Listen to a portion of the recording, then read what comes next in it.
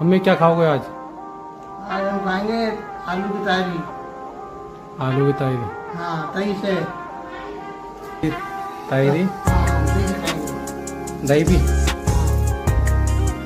आलू की तायरी और दही। चलो बनाते हैं और फिर खाते हैं। तो रेडी हो गई हमारी आलू की तायरी और ये हम लेके आ रहे हैं मम्मी जी के पास। लो मम्मी जी,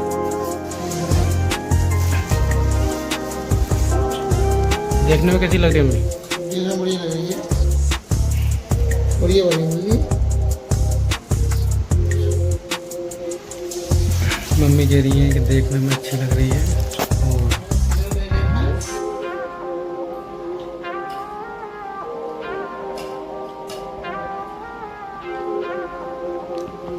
कैसी है?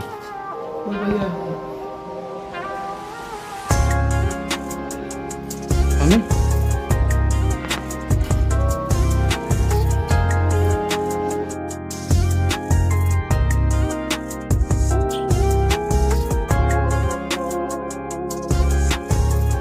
मम्मी कह रही है टॉप बनी है।